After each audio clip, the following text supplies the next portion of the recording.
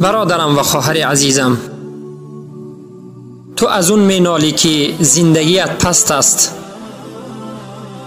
تو از درد و رنج و غمگینی زندگی مشقت داری، پس باید بدان که علاج تو در راه نشان داده خیر البشر است.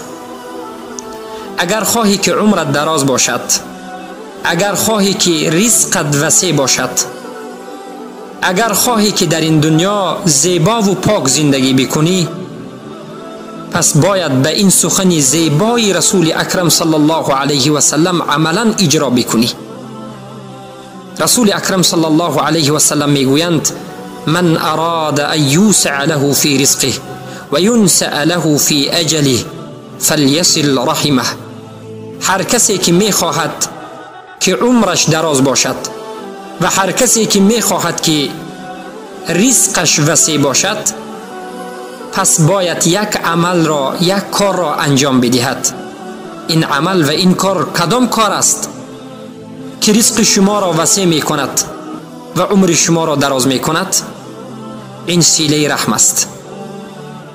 رفت و آمد را برقرار کردن با خویشاوندان خود، صله رحم، ارحام، با پدر و مادر و خواهر و برادر و عمه و خاله و خویش و تبار. چقدر امروز مسلمان ها در این عمل خوب، در این عملی که رزقشان را وسیع می کند مشغول هستند، از این عمل دور هستند، در کافت و کاب زندگیشان مشغول هستند، در کافت و کاب رزق و روزی مشغول هستند، اما این راه آسانی را که الله برای وسیع کردن رزق روزی سبب کرده است، این سبب را نمیگیرند. پس کوشش بکنید، چقدری که خواهید که مالتون زیاد باشد، چقدر خواهید که عمرتون دراز باشد، پس به خویشاوندان خود همان قدر نزدیکی بکنید.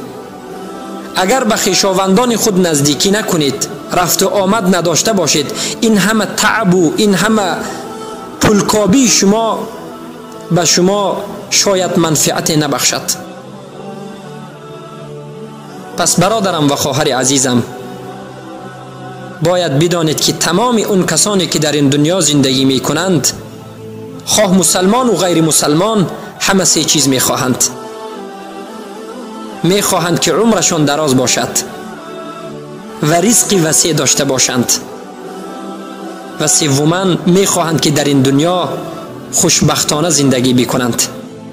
تو ای مسلمان، تو ای خواهر مسلمان، با یک عملت می توانی این همه سه چیز را جمع بکنی و زندگیت را خوشبخت و پر رزق و پر برکت و عمرت را دراز بگردانی.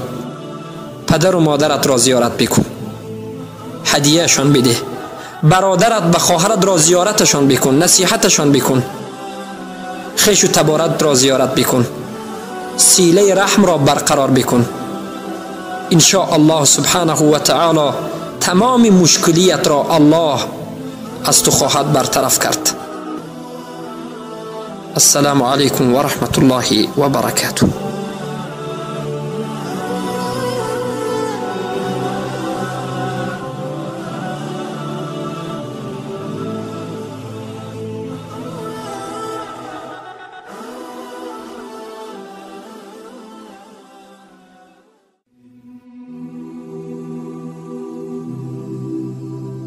برادرم و خواهر عزیزم، تو از اون مینالی که زندگیت پست است،